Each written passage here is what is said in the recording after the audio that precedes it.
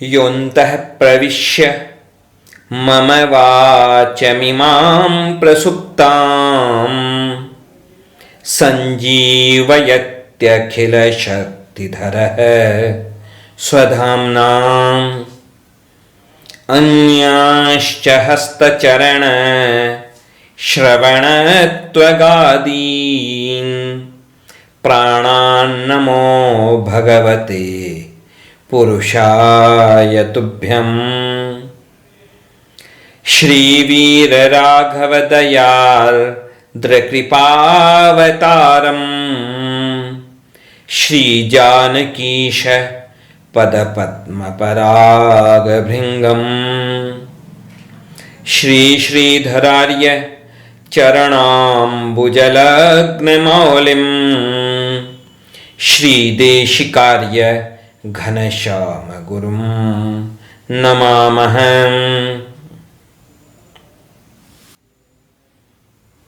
हनुमान जी का जीवन व्यवहार हम सबके लिए बहुत ही ज्यादा प्रेरक है कि कैसे हमारा जीवन अभिमान शून्य बने। हनुमान जी महाराज कैसे हैं?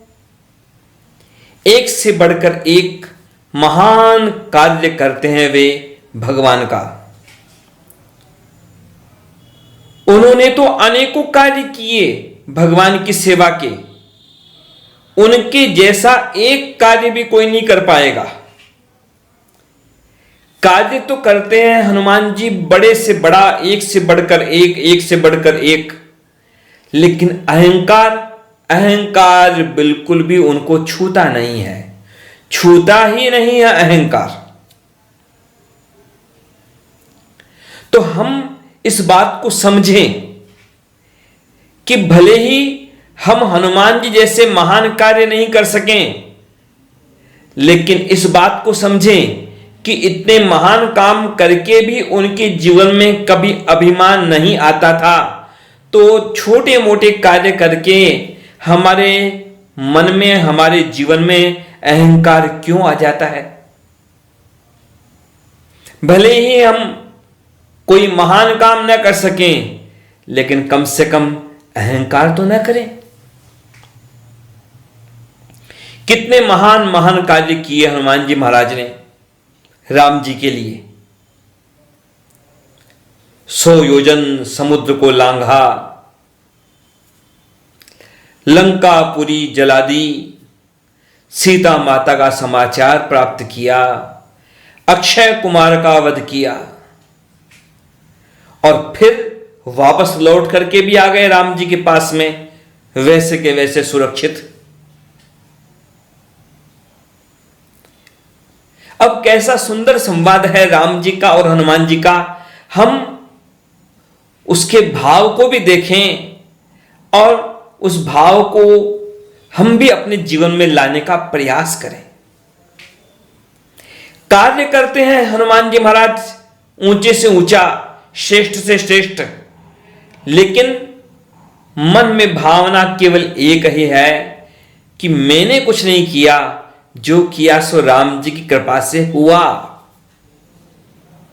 जो गीता में जो ज्ञान दिया है भगवान ने अर्जुन को, वह उपदेश तो हनुमान जी के जीवन में पहले से ही चलता आया है।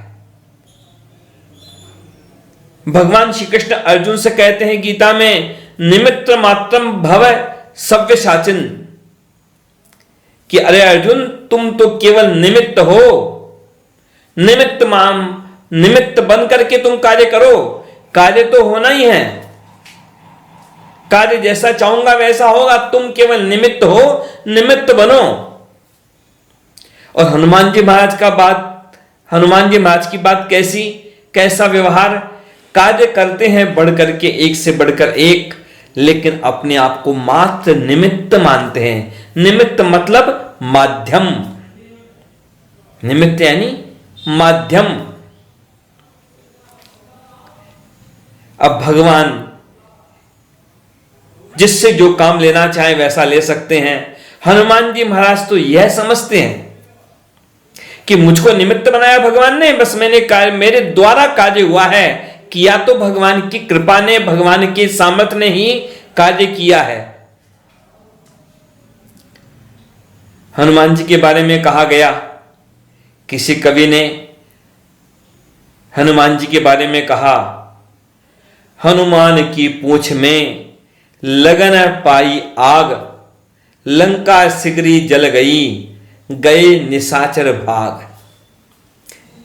कि हनुमान जी की पूंछ में तो आग लगी नहीं पाई और इतने में सारी लंका जल भी गई और सारे राक्षस भाग भी गए। और कैसी विडंबना होती है कि इस बात को लेकर के दूसरे कवियों ने कह दिया कि यह तो अतिशयोक्ति अलंकार है। अतिशयोक्ति, क्या ऐसा कैसे हो सकता है कि हनुमान जी की पूंछ में आग लगी नहीं और इतने में ही लंका भी जल गई और इतने में राक्षस भी भाग गए। लेकिन नहीं भाई, इसमें कोई अतिशयोक्ति नहीं है, इसमें कोई अतिशयोक्ति नहीं है। कि कैसे अतिशयोक्ति क्यों नहीं है? हनुमान जी की पूंछ में आग लगे बिना लंका कैसे जल गई? भाई जरा सोचिए, विचारिए, ढंग से देखिए, शब्द क्या है? हनुमान की पूंछ में लगन पाई आग। हनुमान जी की पूंछ में आग नहीं लगी और उसके पहले ही लंका जल गई और राक्षस भाग गए। देखो भाई, ढंग से देखिए, सोचिए कि बात क्या है।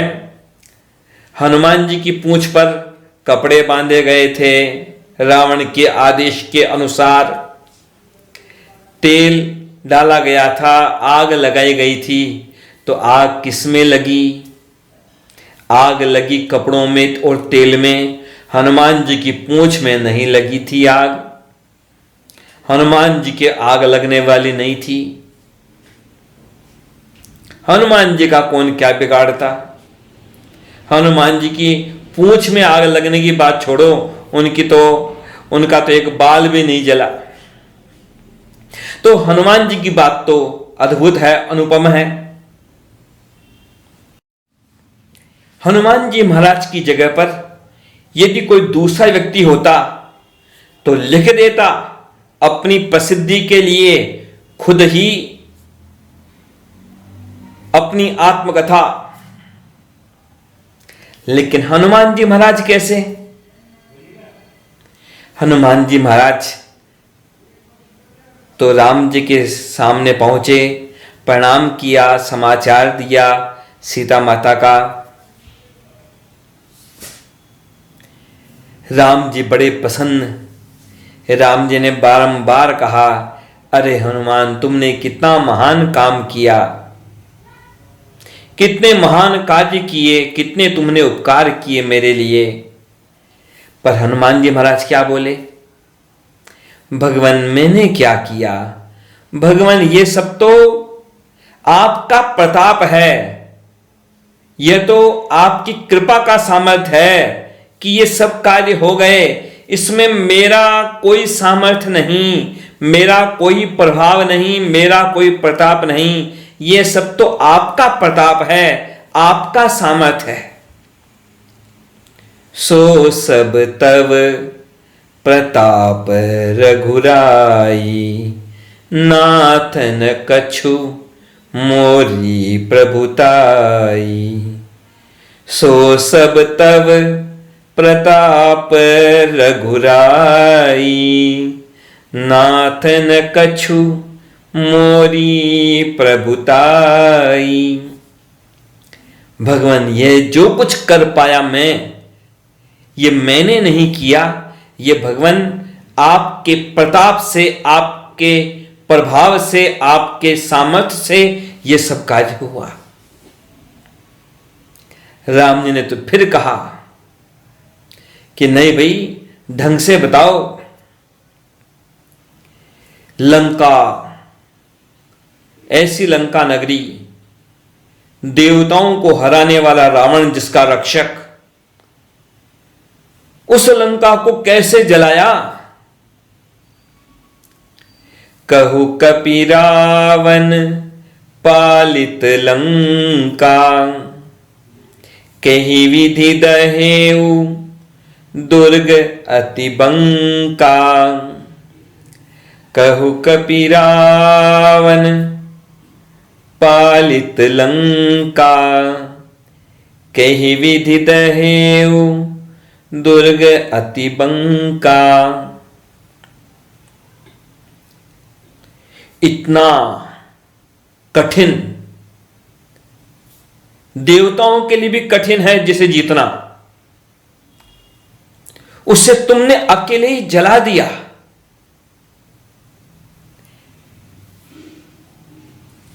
बिल्कुल ये शब्द और ये भाव लिए गए हनुमान नाटक से ही। यहां पर भी त्रिदशैरपि दुर्धर्षा लंका नाम महापुरी, कथम वीर त्वया दग्धा विद्यमाने दशानने।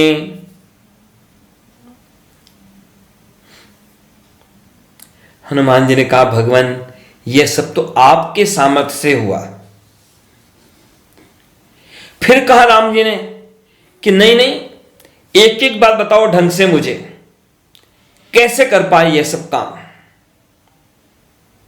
हनुमान जी महाराज ने फिर कह दिया, भगवान मेरा क्या सामर्थ्य, भगवान आपको तो पता ही है मैं हूं वानर, और वानर का एक नाम होता है शाखा मृग। शाखा मृग क्यों कहते हैं वानर को? क्योंकि जैसे मृग यानी हरिण जैसे धरती पर दौड़ता है, छलांगे लगाता है, वैसे वानर पेड़ की शाखाओं पर छलांगे लगाते रहते हैं।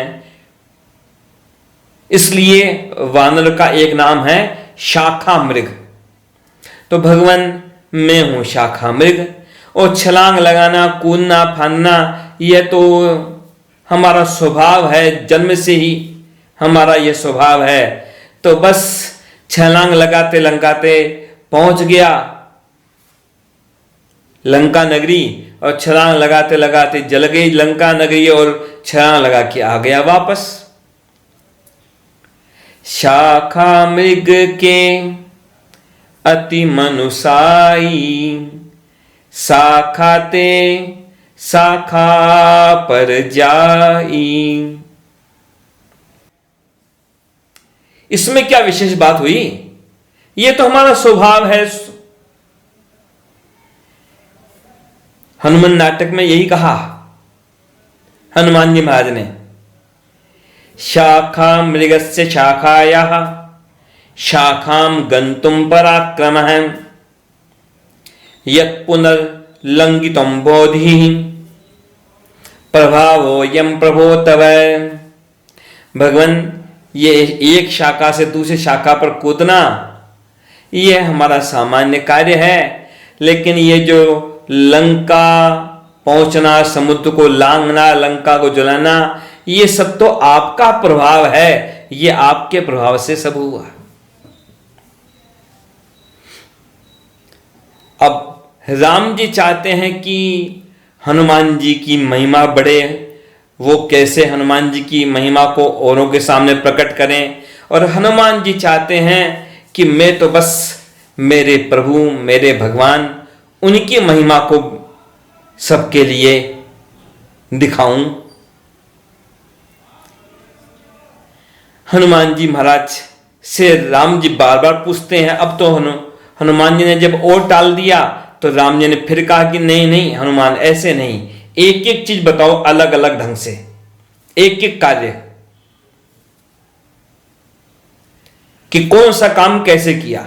सबसे पहले बताओ कि आखिर समुद्र को कैसे लांघा, 100 योजन का समुद्र कैसे लांघा तुमने। हनुमान जी महाराज ने कहा, भगवान ये तो आपकी कृपा से ही हुआ।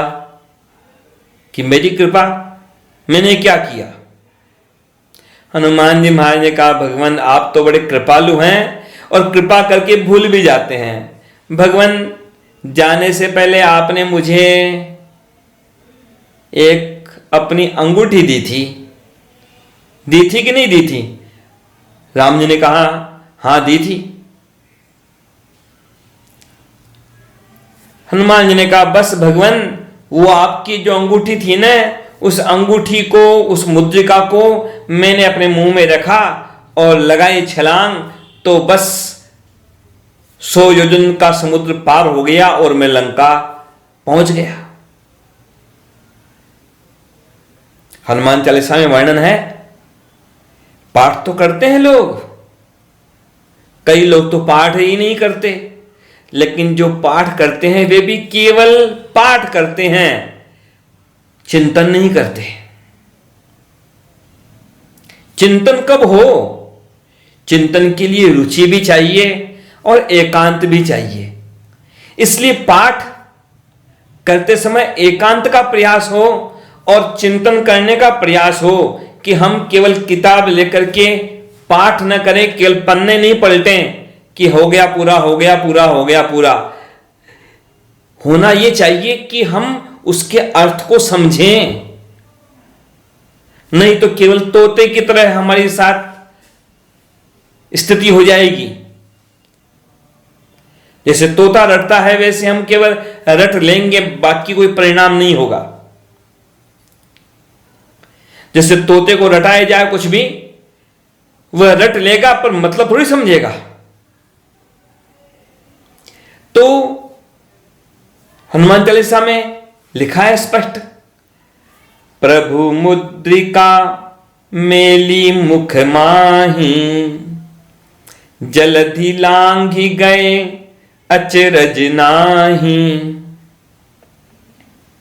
हनुमान जी महाराज ने कहा भगवान, ये मेरा सामर्थ्य थोड़ी था कि मैं समुद्र पार कर जाता, ये तो आपकी अंगूठी का सामर्थ्य था, आपकी मुद्रिका का। राम जी बोले तो क्या बोलेंगे, ठीक है भाई कहते हो तो, पर यह बताओ अंगूठी तो तुमने वहां पर सीता जी को दे दी थी, तो फिर वापस कैसे आए? अंगूठी जाते समय तो थी, पर वापस आते समय कैसे आए? अंगूठी तो तुमने सीता जी को दे दी थी। हनुमान जी ने कहा भगवान आप तो फिर भूल जाते हैं कृपा करके। भगवान आपने अंगूठी दी थी तो अंगूठी के दम पर इधर से लंका पहुंच गया छलांग लगाकर, लेकिन उधर सीता माता ने कृपा करके उस छोटी अंगूठी के बदले में अपनी बड़ी सारी चूड़ामणि मुझे दे दी थी। तो बस उस चूड़ामणि के प्रभाव से मैं वहां से छलांग लगा करके वापस आ गया समुद्र पार। फिर कहा राम जी ने कि ठीक है भाई ठीक है, लेकिन भाई लंका कैसे जलाई? सारे देवता भी पराजित जिस रावण के सामने, उस लंका को कैसे जलाया? हनुमान जी महाराज ने कहा भगवान मैंने क्या जलाया, वह लंका नगरी तो सीता माता के विरह की अग्नि से, उस व्याकुलता से पहले ही जली हुई के समान थी, मैंने क्या जलाया? हनुमान नाटक में यही वर्णन किया गया। निश्वासेनैव सीताया राजन कोपाननेन ते दग्ध पूर्वा तु सा लंका निमित्तमभवत् कपिः। भगवान सीता जी के विरह के निश्वास और आपकी क्रोधाग्नि ने लंका को पहले से ही जला दिया था, मैं तो केवल निमित्त बना। कवितावली में वर्णन आता है, गोस्वामी तुलसीदास जी महाराज ने कई ग्रंथों की रचना की, उनमें एक ग्रंथ है कवितावली। उस कवितावली में वर्णन करते हैं गोस्वामी जी एक प्रसंग का, कि वहां पर जब लंका को जला दिया था हनुमान जी महाराज ने, तब रावण ने पूछा था अपने मंत्री, अपने प्रमुख मंत्री से, माल्यवान से, कि अरे ये लंका को किसने जलाया, कैसे जलाया। तो माल्यवान ने वहां कहा, कहें माल्यवान जातु धान पति राघरे को, मनहु अकाज आने ऐसा कौन आज है। राम कोह पावक समीर, सीय श्वास कीस, ईस बामता बिलोकु, बानर को ब्याज है। माल्यवान ने कहा कि देखो रावण, चाहे देवता चाहे कोई कितना प्रभावशाली राजा हो, कोई मन में भी सोच सके तुम्हारा बुरा करने का, किसका सामर्थ्य, किसकी हिम्मत। फिर भी यहां पर यदि लंका को जला दिया गया तो समझ लो भाई कि ये तो राम जी का क्रोध है, वही अग्नि है। सीता जी की जो श्वास है, निश्वास है, दुख से भरी हुई, वही यहां पर वायु है। और जो ईश्वर है, प्रभु है, वो जो विपरीत हुए हैं, वही समझ लो कि ये वानर है। ये वानर तो बहाना है कि जिसने इस लंका को जला डाला। हनुमान जी महाराज तो वह हनुमान नाटक में भगवान से कहते हैं कि भगवान मेरा क्या सामर्थ्य, भगवान मेरा क्या सामर्थ्य, भगवान देख लो भगवान मुझे आप, मेरा क्या सामर्थ्य। हनुमान जी अपने आप को कितना छोटा बता रहे हैं। वहां पर क्या कहते हैं, भगवान देख तो लीजिए मेरा शरीर कितना छोटा सा है। अष्टांगुलम शरीरम में, पुच्छम में द्वादशांगुलम, बाहु में पश्य भो राजन, कथम वारी निधम तरे। कि भगवान देख तो लीजिए आप, 8 अंगुल का तो मेरा शरीर है और 12 अंगुल की मेरी पूंछ है, और मेरे दोनों भुजाओं को देख लो आपके सामने की कितना कैसा हूं मैं, कैसे समुद्र को तर सकता, पार हो सकता छलांग लगा करके। मेरा सामर्थ्य क्या है भगवान, जो सामर्थ्य सो तो आपकी कृपा का सामर्थ्य।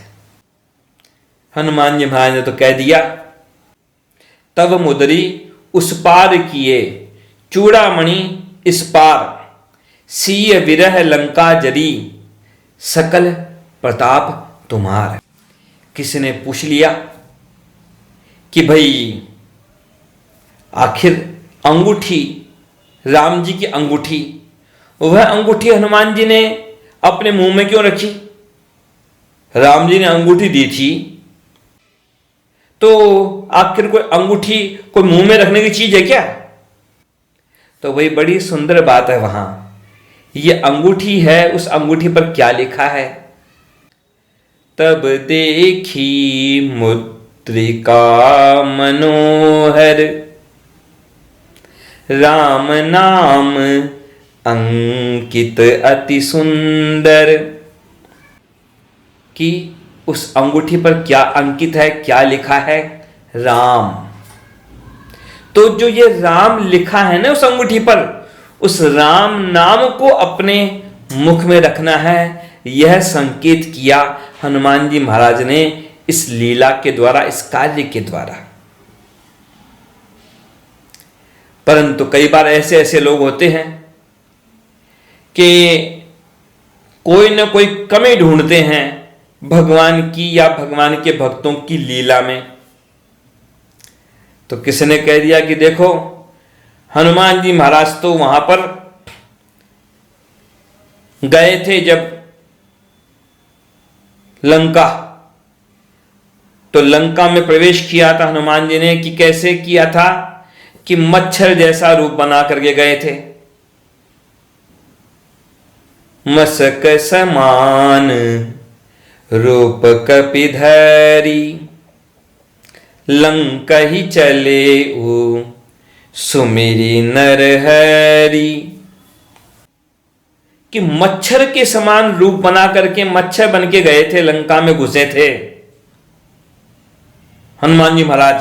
तो पूछने वाले ने पूछ लिया कि जब मच्छर बन के गए थे तो फिर उस अंगूठी को हनुमान जी ने फिर कहां पर छिपाया?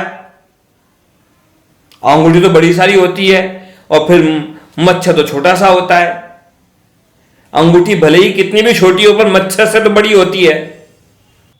अब ऐसों को यदि सीधी बात समझाई जाए तो पहली बात तो वही होती कि सीधी तरीके से समझाया जाए कि भाई वहां क्या लिखा है, मशक समान।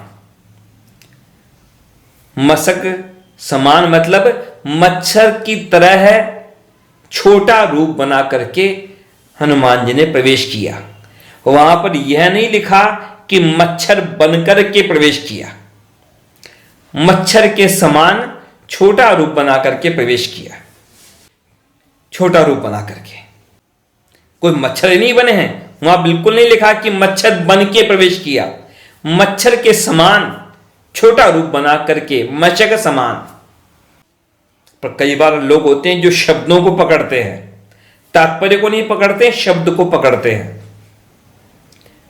कि नहीं नहीं वहां मच्छर लिखा है, वहां मच्छर लिखा है। तो फिर दूसरी बात भाई कि भाई हनुमान जी कभी बड़े बनते हैं कभी छोटे बनते हैं। तो हनुमान जी यदि छोटे बन गए, या तो विशाल थे, मशक समान छोटा रूप बनाया मान लो उन्होंने, तो वह अंगूठी भी तो कोई ऐसी वैसी अंगूठी थोड़ी ही थी, भगवान की दिव्य अंगूठी थी।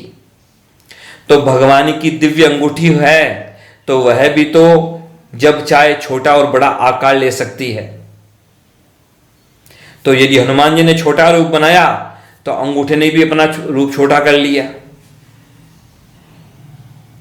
समाधान होना हो तो समाधान है, लेकिन कोई शब्द को पकड़ ले फिर वापस के नहीं नहीं वहां तो मच्छर लिखा है, मच्छर तो मच्छर और अंगूठी तो अंगूठी। तो भाई फिर उनके लिए अलग उपाय कि देखो भाई ये बताइए कि मच्छर कितना बड़ा होता है? मच्छर की मच्छर तो इतना ऐसा होता है, बड़ा भी होगा तो एक अंगुल जितना होगा। कि अंगूठी कितनी बड़ी, कि अंगूठी कुछ नहीं होगी तो भी 1.5 अंगुल की तो होगी होगी, 1 अंगुल 1.5 अंगुल की तो अंगूठी होगी। मतलब 1 अंगुल का मच्छर होगा बड़े से बड़ा और अंगूठी होगी तो 1.5 अंगुल की होगी। तो भाई किन्हीं विद्वान से पूछा गया था, उन्होंने फिर तरीका बताया कि देखो भाई ये बताओ लंका नगरी किसकी? कि राक्षसों की। कि राक्षस कैसे, कितने बड़े राक्षस? मानव जितने बड़े कि बड़े आकार में? कि नहीं नहीं राक्षस तो बहुत बड़े बड़े, बहुत विशाल विशाल होते। कितना बड़ा कुंभकर्ण, कितना विशाल उसका शरीर, बड़े बड़े राक्षस। कि भाई जब राक्षस इतने बड़े बड़े तो फिर उन बड़े बड़े राक्षसों की नगरी में यदि कोई मच्छर होगा तो वह मच्छर भी तो उन राक्षसों के हिसाब से ही बनेगा। फिर वहां छोटा सा मच्छर किस काम आएगा? जब राक्षस बड़े बड़े वहां पर तो फिर मच्छर भी वहां होंगे तो बड़े बड़े होंगे। इतने बड़े बड़े जो राक्षस होंगे आकार में, तो उनके यहां जो मच्छर होंगे वो भी तो कम से कम बिल्ली जितने बड़े तो होने चाहिए।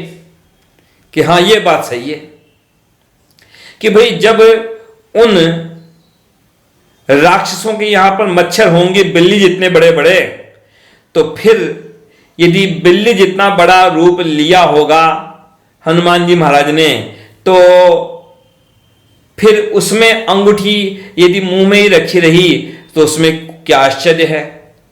कि हाँ भाई ये समाधान तो ठीक है। तो भाई जिसका समाधान जैसे हो उसका समाधान वैसे।